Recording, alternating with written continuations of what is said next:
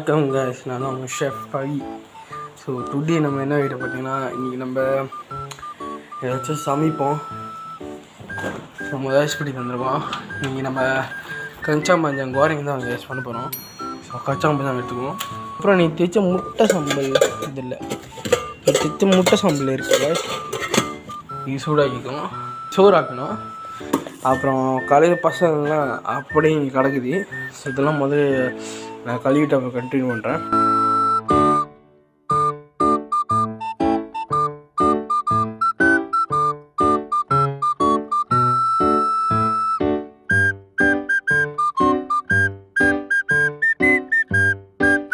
So எல்லாத்தையும் கழுவி முடிச்சாச்சு. ஸோ முதல் நம்ம சோறு ஆக்கணும். ஸோ இவ்வளோ போதும். அலசிக்கும், அலசிட்டு அப்புறம் கண்டினியூ பண்ணுறேன்.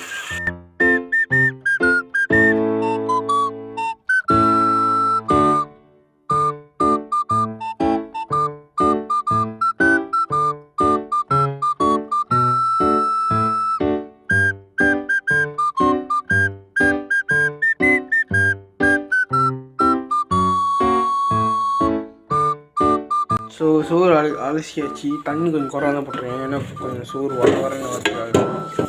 ஸோ இப்போ நான் என்ன பண்ண போகிறேன்னா, சோத்தில் வந்துட்டு கொஞ்சம் லைட்டாக உப்பு எடுத்துக்கோங்க. ஒரு பொடி, இன்னொரு பொடி. ஸோ கை வந்துட்டு நம்ம இதில் கழிக்கலாம், ஒன்றும் பிரச்சனை இல்லை. ஓகே, அப்படியே கலரி விட்டு ராத்தா பண்ணிட்டு குக்கரில் வச்சிடணும். ஸோ அதுக்கு முன்னாடி கீழெலாம் தொடச்சிடணும். ஸோ நான் தொடச்சிட்டு குக்கரில் வச்சு நான் கண்டினியூ பண்ணுறேன். கேஸ் குக்கரில் வச்சாச்சு. ஸ்விட்ச் போட்டு கீழே இருக்கணும் தான், இதெல்லாம் தண்ணி தான் கீழே இருக்கணும் தான். இது மூடி வந்துட்டு ஃபுல்லாக மூடணும், லைட்டாக அது மாதிரி திறந்தாப்பில். ஸோ இப்போ வந்துட்டு நம்ம பைத்தங்காய் பரட்டுறதுக்கு, கச்சாம்பஞ்சாங் பரட்டுறதுக்கு நம்ம ஐட்டம்லாம் ரெடி பண்ணிடுவோம். ஸோ என்ன போட போகிறோன்னா, ஒரு வெங்காயம் பருப்புது, அதுக்கப்புறம் 2 பல் பூண்டு, இவ்வளோ போதும். கேஸ் நான் இவ்வளோ பைத்தங்காய் எடுத்துருக்கேன். ஸோ எனக்கு வண்டி ஸோ வெட்டிட்டு பார்த்தா நிறையா இருக்கும், அப்படி பார்த்தலாம் நம்ம எடுத்துக்கலாம். மிச்சம் அங்கே வச்சுருக்கேன். ஸோ நம்ம பைத்தங்காய் பரட்டு மணிக்கு நம்மளோட முட்டை சம்பளை சூடாக்கிடும். ஸோ அடுப்பை கட்டி விட்டுருங்க. சட்டி காஞ்சோடனே சம்பளை போட்டு இறக்கிட்டு லைட்டாக தண்ணி ஊற்றிடுங்க. ஸோ இதில் கொஞ்சம் திக்காக தான் இருக்குது. ஸோ இது லைட்டாக தண்ணி ஊற்றி லைட்டாக கறி மாதிரி எடுத்து போனேன். என்கிட்ட கிரேவியில். ஸோ இது வச்சு தான் வந்துட்டு நான் கறி மாதிரி வைக்கணும். ஓகே, சட்டியை நல்லா சூடாச்சு. ஸோ ஃப்ளேம் குறைச்சிட்டு சம்பளம் இறக்கி வேணும்.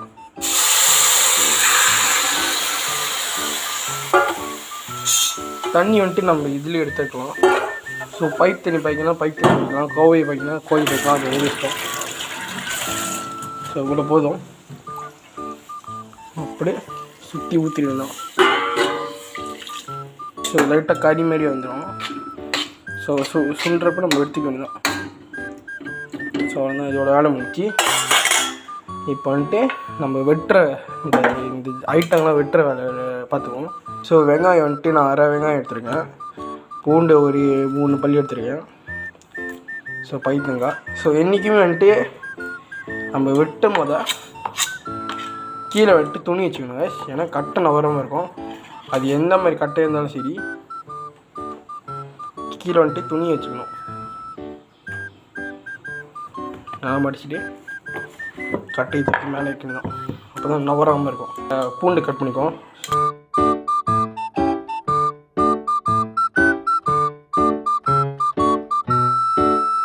ஓகே, இப்போ வந்துட்டு பூண்டு வெட்டிக்குவோம்.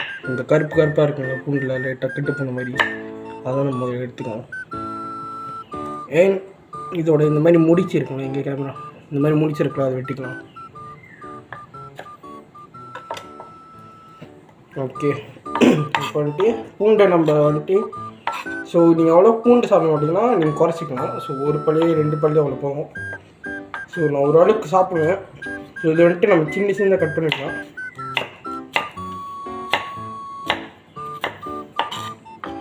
ஸோ உங்களோட ட்ரிக்கு சொல்கிறேன். சின்னதாக எப்படி கட் பண்ணுதுன்னா, கத்தி இப்படி வச்சு பூண்டு இப்படி இருக்குல்ல, இப்படி வெட்ட வேண்டியதான்.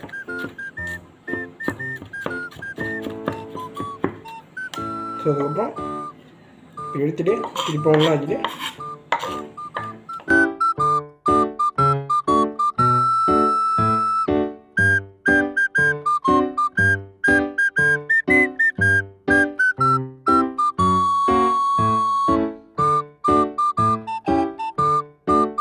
விட்டுக்கணும். முதல்ல தோல் உரிச்சிடணும். ஸோ அதுக்கு முன்னாடி கத்தி கழுவிடணும். ஏன்னா பூண்டோட ஃப்ளேவர்ட்டு வெங்காயம் வந்துருக்கூடாது. கத்தியை கழுவிடணும். கழுவினா லைட்டாக அழுத்தினா மட்டும் போதும். இந்த வெங்காயத்தை வெட்டிக்கும். தோல் உரிச்சிக்கணும் முதல்ல.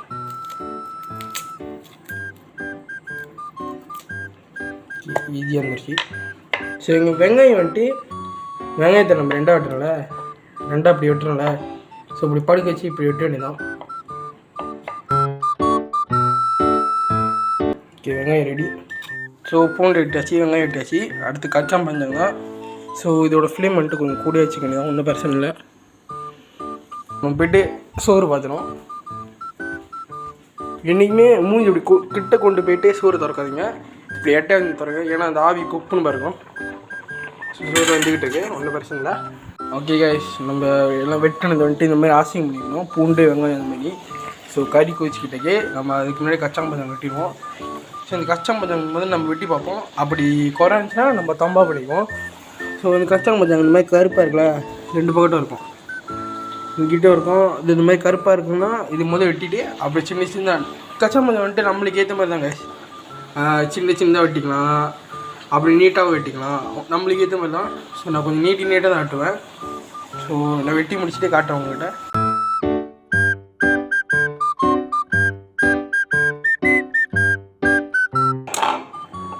நான் உங்களுக்கு ஒரு டெக்ஸ் சொல்லிக் கொடுக்குறேன். ஸோ எப்படி கட்டைன்னு போட்டு ட்ரான்ஸ்ஃபார்ம்னா கத்தி இப்படி உள்ளே விட்டு இந்த கை இப்போ ரப்படை வச்சுக்கோங்க, அவ்வளோதான். ஈஸியாகவும் வேலை பட்டு பண்ண முடியும். ஸோ உங்கள் பாருங்கள் எவ்வளோ இருக்குன்னு. இது முதல் நம்ம அரிசிக்குவோம். ஓகே, அரிசி முடிச்சிட்டேன். ஸோ இதில் வந்துட்டு தண்ணியில் போட்டிருக்கேன், ஏன்னா பார்க்க கொஞ்சம் ஃப்ரெஷ்ஷாக இருக்கணும். ஸோ இதுக்கப்புறம் வெட்டுறதுக்கு ஒன்றும் இல்லை, இதெல்லாம் வந்துட்டு நம்ம கழுவு போட்டுடணும். இன்னும் கொஞ்சம் ஹை ஃப்ளேமில் வச்சுட்டு இது எடுத்துலாம் நினைக்கிறேன். லைட்டாக கறி மாரி வந்திருக்கு. ஓகே கைஸ், முட்டை சாம்பார் ரெடி ஆச்சு. சுட சுட கவர்மெண்ட் இருக்குது.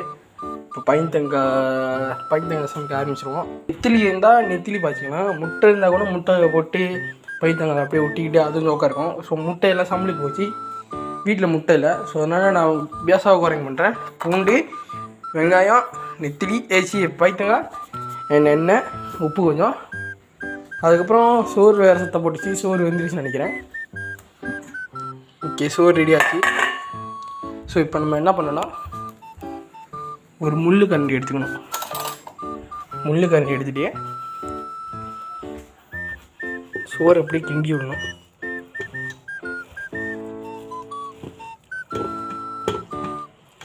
ஸோ அப்போ தான் வந்துட்டு என்ன சொல்கிறது, பட்டுன்னு வந்துட்டு நம்ம சாப்பிட்லாம், இல்லைன்னா சுட சுட இருக்கும். ஓகே, சட்டி ரெடியாச்சு, கழுவிட்டேன். சிங்கி எல்லாத்தையும் கழுவிட்டேன். அந்த கரண்டி மட்டும் தான் இப்போ போட்டு தெரியும். ஓகே, மொதல் அடுப்பை தட்டி வச்சுட்டு இந்த தண்ணியெல்லாம் கறிங்கணும். ஸோ இன்னொரு ட்ரிக்கோ சொல்லி கொடுக்குறேன். ஸோ இன்றைக்குமே சமைக்கிறப்ப போல் வச்சுக்கோங்க. ஸோ கரண்டி இதில் சட்டியில் வைக்க தேவையில்ல, போல் வச்சுக்கலாம். ஸோ கீழே வச்சா கூட அந்த ஹைஜீன் இருக்காது. இன்னொன்று வந்துட்டு அங்கங்கே வந்துட்டு படம். ஸோ வந்துட்டு இங்கே வச்சா ஈஸியாக இருக்கும். ஹை ஃப்ளேம்லேயே இருக்கலாம், ஒன்றும் பிரச்சனை இல்லை முதல் சேர்னால. ஸோ சட்டி சூடாக வேணும், அவ்வளோதான்.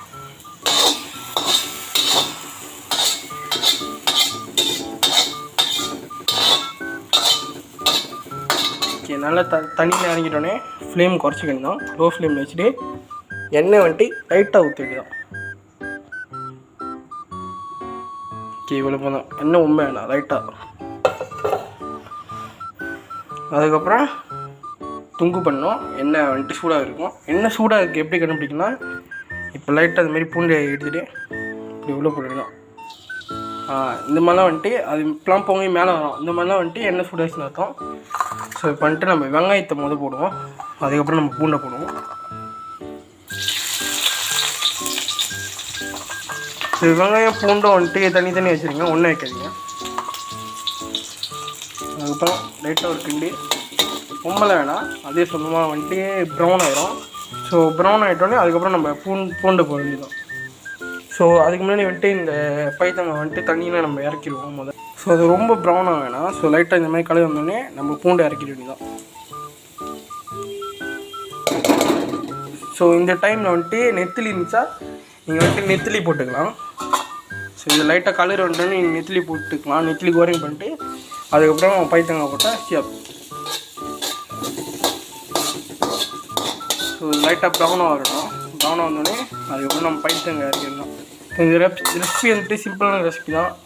ஸோ ரொம்பலாம் பாய்க்கிறேன், நான் என்கிட்ட எதிர்பார்த்து தான் பாய்க்கிறேன். பூண்டு, வெங்காயம், பைத்தங்காய். ஸோ இதிலே வந்துட்டு நீங்கள் சாஸ் ஜீரா ஆட் பண்ணால் ஆட் பண்ணிக்கலாம். அப்புறம் சோயா சாஸ் வேறு ஏதாச்சும் உங்களுக்கு பிடிச்ச மாதிரி நீங்கள் எது ஆட் பண்ணால் ஆட் பண்ணிக்கலாம், ஒன்றும் பிரச்சனை இல்லை.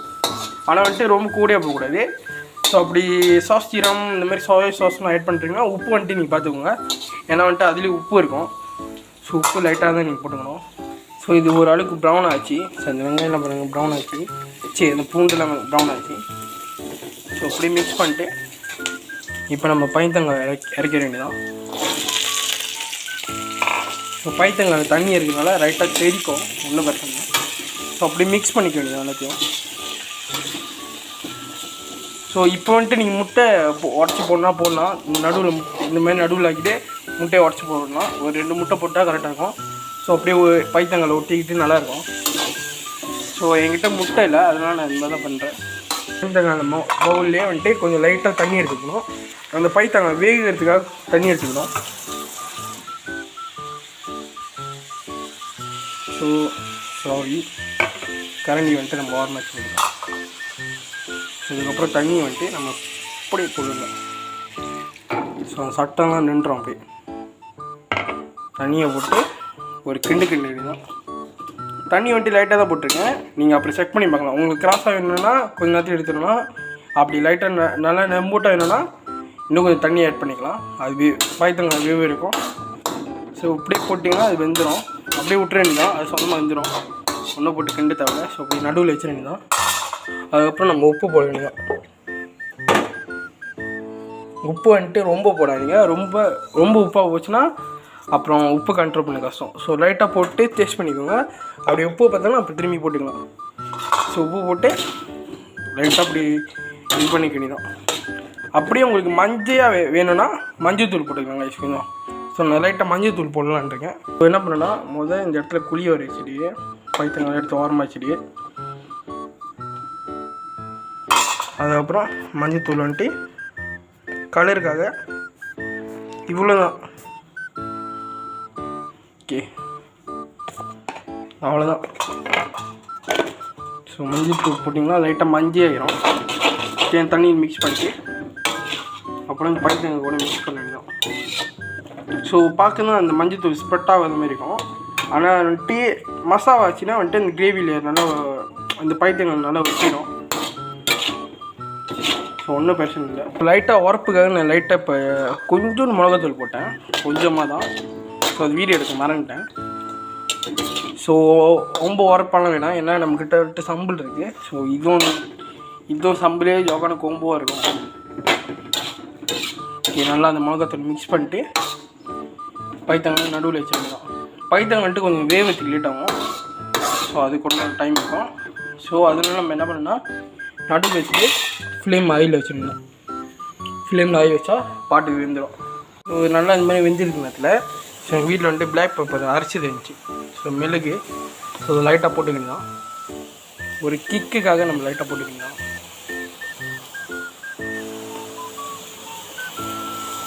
நம்ம இன்னும் உப்பு டேஸ்ட் பண்ணல, கொஞ்சம் வெந்தோடு தான் நல்லா டேஸ்ட் பண்ணோம். ஸோ உங்களுக்கு இந்த கரண்டி எடுத்தாலே தெரியும் அது வெந்திருக்கா வேகலையானு. ஸோ தண்ணிலாம் ரொம்ப வத்திருச்சு, லைட்டாக நம்ம தண்ணி தம்பா பண்ணிக்கலாம். அதுக்கப்புறம் நடுவில் வச்சுட்டு வேக விட்டுருக்கலாம். ஸோ பாட்டு வெந்துக்கிட்டு இருக்கோம். இப்போ பார்த்தீங்கன்னா லைட்டாக வெந்த மாதிரி இருக்குது. இப்போ நம்ம டேஸ்ட் பண்ணி பார்ப்போம். டேஸ்ட் பண்ணுறதுனா வந்துட்டு நம்ம கரண்டியில் லைட்டாக எடுத்து டேஸ்ட் பண்ணுறதில்ல. ஸோ இன்றைக்குமே டேஸ்ட் பண்ணுறதுக்குன்னா ஒரு கரண்டி வச்சுக்கோங்க. ஸோ லைட்டாக டேஸ்ட் பண்ணால் நம்மளுக்கு தெரியாது எந்த அளவுக்கு அது வெந்திருக்கு, எந்த அளவுக்கு உப்பு இருக்குது. ஸோ நம்ம வந்துட்டு டேஸ்ட் பண்ணி பார்ப்போம். அது பாட்டு வெந்துக்கிட்டு இருக்கோம். ஸோ பைத்தங்காய் இன்னும் வேவில். ஸோ நறுக்குன்னு இருக்குது பைத்தங்காய் சட்டை. ஸோ வந்துட்டு இப்போ வந்துட்டு உப்பு டேஸ்ட் பண்ணி பார்ப்போம். உப்பு வந்துட்டு கரெக்டாக பர்ஃபெக்டாக இருக்குது. ஸோ இன்னும் கொஞ்சம் பைத்தங்காய் வேக வச்சுருங்க. ஸோ அப்படி உங்களுக்கு கிரேவி மாதிரி வரணும்னா லைட்டாக தண்ணி எடுத்துக்கலாம். எனக்கு வந்துட்டு அப்படியே கிரேவி மாதிரி இல்லாமல் நல்லா பொக்காட்டம் வேணும். ஸோ ஏன்னா நம்மக்கிட்ட கறி இந்த முட்டை கிரேவி இருக்குது. ஸோ இது போதும். ஸோ நல்லா கொஞ்சம் பொக்காட்டாக இருக்கும். இது பண்ணிட்டு நம்ம எடுத்துடலாம். ஸோ இப்போ நல்லா தண்ணி வத்திருச்சு. ஸோ இப்போ நம்ம பைத்தங்காய் ரசம் பண்ணி பார்ப்போம். முந்திரி கல்யாணி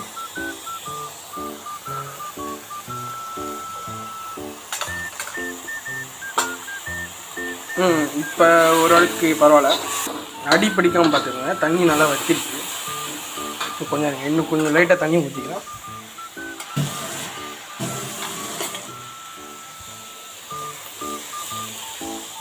தண்ணி வற்றினோடனே இப்போ நம்ம இறக்கிடலாம். இது நல்லா வெந்திருச்சு. கொஞ்சம் பார்த்தா தெரியும். நல்லா வெந்திருச்சு. ஸோ அப்படியே கொஞ்சம் காரையும் எடுத்துருங்க. ஸோ பைத்தங்காய் ரெடி எடுத்துங்க வச்சுதான். ஸோ சம்பல் ரெடி, சோறு ரெடி ஆயிடுச்சு. ஸோ நான் சாப்பிட வேண்டியதான். ஸோ அதுக்கு முன்னாடி நம்ம இதெல்லாம் கழுவி வச்சிடணும். ஸோ எல்லாம் ரெடி ஆச்சு. முட்டை சம்பளி, பைத்தங்காய் பருக்கலி, எங்கள் சோறு ரெடி ஆச்சு. ஸோ எல்லாம் மூடி வச்சிடும். நான் இப்போ சாப்பிட்றேன். எங்கள் சோறும் வேறு என்னது சூடாக இருக்குது. ஸோ நான் குளிச்சுட்டு வந்து அப்போ சாப்பிட்றேன். ஸோ மணி எத்தனை நீங்கள் பார்த்தீங்கன்னா மணி வந்துட்டு 4 போகுது. ஸோ இப்போ தான் எனக்கு லன்ச் டைமு. ஸோ காய்ஸ் எல்லாம் போட்டுட்டாங்க. நான் போய் சாப்பிட போகிறேன். அப்படியே யூடியூப் லேர்ன் பண்ணிட்டு சாப்பிடையாக இருக்கும். ஸோ அந்த வீடியோவில் தான் அந்த யூடியூப் லைக் பண்ணி கூட்ட ஷேர் பண்ணி வர காமிச்சு சப்ஸ்கிரைப் பண்ணி அப்படி பக்கத்தில் பெல் பட்டன் அமைக்கிறீங்க. பீஸ். இப்படி எட்டு தான். ஸோ நம்ம ஐயோ